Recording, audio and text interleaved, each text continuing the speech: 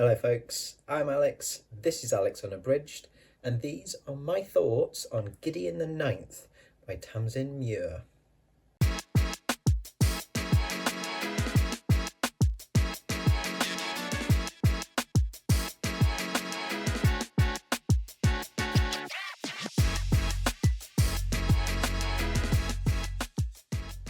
So welcome back to the channel if that is the case. Yes, another my thoughts on video form one of my science fiction for the somewhat hesitant reading project reads.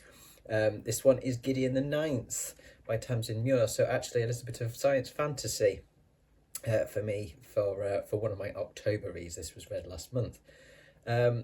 This is the first book in the Locked Tomb series. I think there are currently 3 out and there's another one due soon.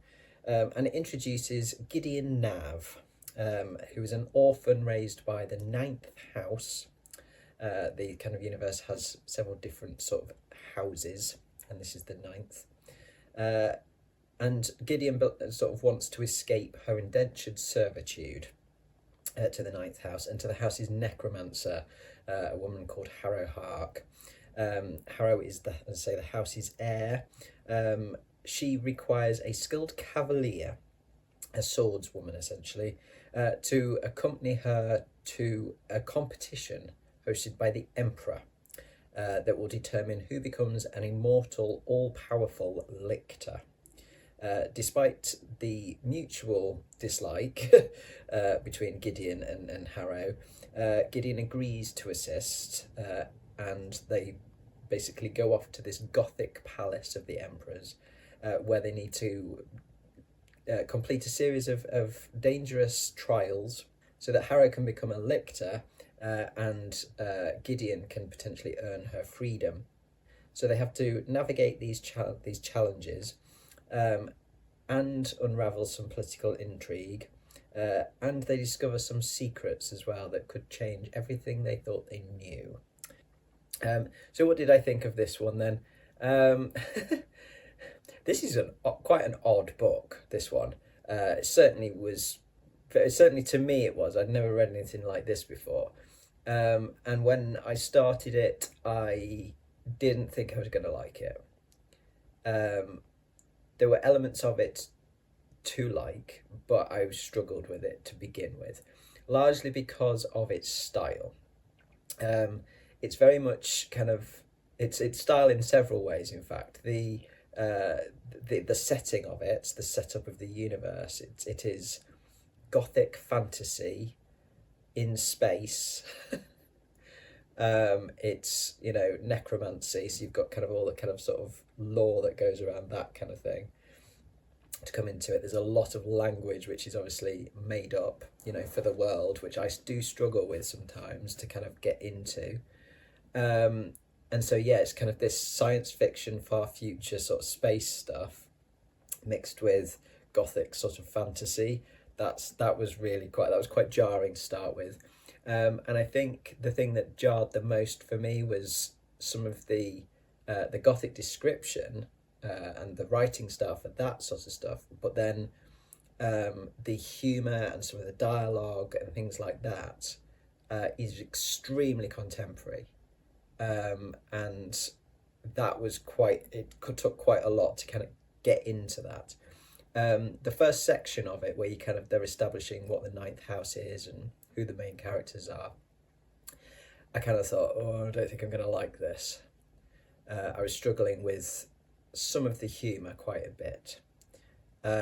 But once we get to the Emperor's Palace and we get into the trials and the political intrigue, we meet the necromancers and their cavaliers from the other houses that are taking part in this competition.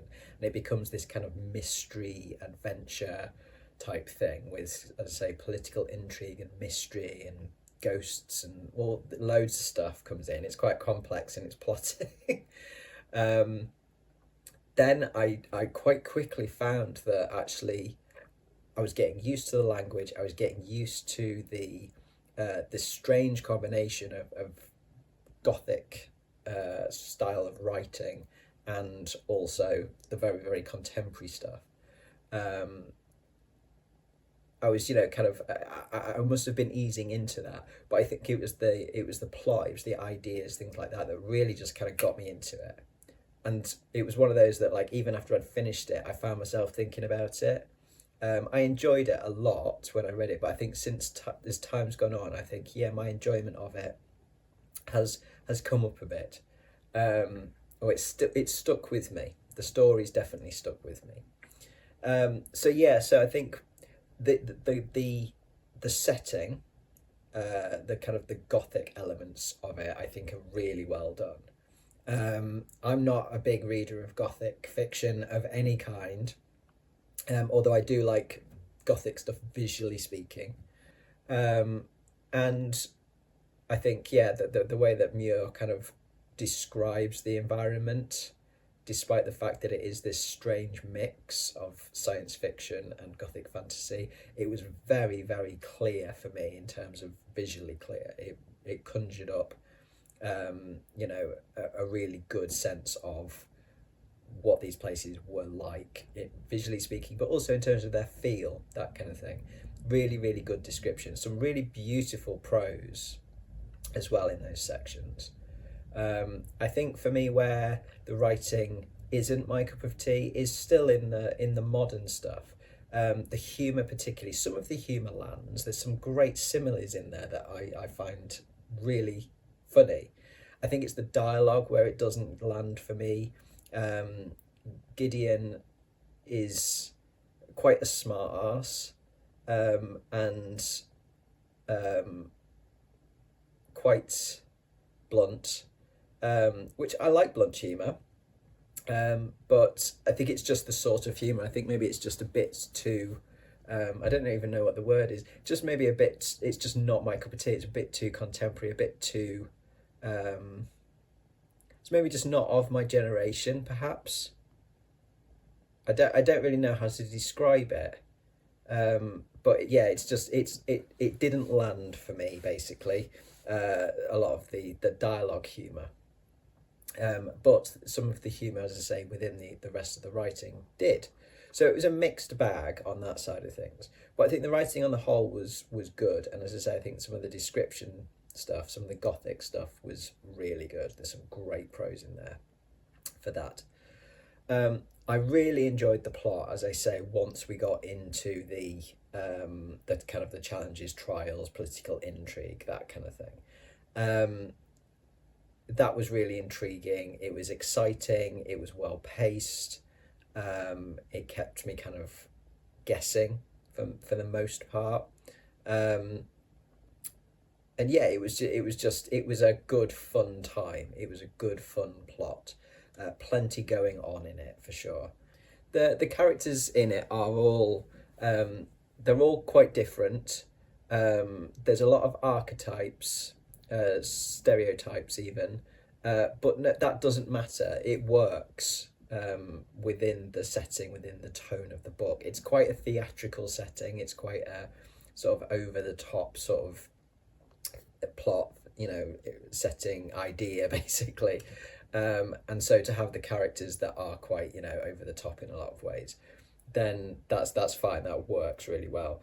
And the character work's handled well. There's amongst the other necromancers and cavaliers in this competition, there's plenty of variety. There are ones that you love, ones that you really don't. There's intrigue in them. There are twists and turns within them, within those kind of relationships. But yeah, the main focus is Gideon and Harrow's relationship. It's about them and how that relationship, how the relationship to one another shifts and changes in this new situation that they're kind of thrown into. And that was done well. I enjoyed that. I enjoyed that development. I think it was believable, and I think in the end, essentially, that's what really kind of hooked me into it, made me enjoy it, and that's certainly what's kind of one of the things that's kind of kept me thinking about it afterwards. This is not a book of grand ideas, like a lot of the science fiction that I've been reading, the classic science fiction I've been reading. This is not that. The ideas in it are you know, things of, you know, friendship, trust, loyalty, you know, secrets, politics. That there's a lot of stuff in there, but there's not kind of like that kind of big question type thing that you get with a lot of science fiction. And that's absolutely fine. It does not need that at all. It's not about that. This was just a really good, fun, and ultimately quite moving read by the end of it. So yeah, I really enjoyed this in the end. And whilst I was reading it, I didn't think necessarily that I would want to go on with the rest of the series. But once I'd finished it, I was like, yeah, no, I want to find out what happens next. So it definitely did its job. It definitely, by the end of it, properly hooked me into the series. I will definitely continue with it. Rating wise, then I will pop my rating up on screen. Characters is a 7. All decent development. Nothing like super duper deep, but all very well rounded, very well thought out characters. Great variation of characters, and some, you know, diversity definitely in there. Atmosphere is an 8. I thought the atmosphere was excellent in this. Once I got my head around it, once I got my head around the strange sort of setting of it and stuff, I really enjoyed the setting as well. Writing is a 7. I do think it's well written. As I say, the gothic sections particularly I enjoyed. It's just the humour and some of the more modern stuff didn't land for me. But by the time I got through the book, I'd kind of stopped noticing that quite so much as I did kind of in the first half of it. Plot is an 8. I really liked the plot of this. I thought it was really intriguing, really good fun plot. Ideas is a 6 because they were fine. They're just, you know, it's not an ideas book, but the ideas that are in it are decent and interesting and, you know, well woven into the story. And my enjoyment for it is an 8. Yeah, I really enjoyed this. I thought it was great. And as I say, I will be continuing on with the series. So when I add all of those scores up and divide by 6, we get a 7.33 out of 10. I will round that up to a 7.5 out of 10. And so this will go on the story graph as a 3.5 star read. So yes, I definitely recommend this if you're up for something a little bit different. And if you can kind of potentially be prepared for it to maybe be a little bit jarring in terms of its kind of mashup qualities, but you don't mind sort of persevering and seeing if it doesn't kind of, you know, click with you straight away. I would, you know, certainly say give it a chance, because as I say, I didn't think it was going to click for me in the first quarter of it. I was like, not sure about this at all, but it definitely kicked in for me for sure. So yeah, I would definitely recommend it if you fancy something a bit different. You know, all I'd heard about it before I started it was like lesbian necromancers in space, you know, in a gothic haunted mansion. And that, yes, it is that, but it's a lot more than that as well. It just, I think, yeah, takes a little bit of getting used to, perhaps, in terms of its mixed language and stuff like that. So yeah, those are my thoughts on Gideon the Ninth. As I say, I will be continuing on with this series. The second book in the series, I think Harrow the Ninth, that one is, sounds like it's a kind of a locked room murder mystery on a giant space station, as far as I can tell. Still, obviously, with all this kind of gothic feeling stuff in it. And that's another reason why I'm like, yeah, I need to continue with the series, because I do like a good locked room mystery. So there we go. That will do from me today. Thank you very much for watching, folks. As always, do drop your thoughts in the comments below. Do let me know if you have read Gideon the Ninth and what you made of it. Did it take you a while to get into it? Or, you know, did you not manage to get into it? Or were you straight in and you've ripped through the rest of the books that are out already? Yeah, do let me know that in the comments. I will be back on Sunday with a tag video for you, so I do hope you'll join me for that then. But from me, for now, that's ta-ra.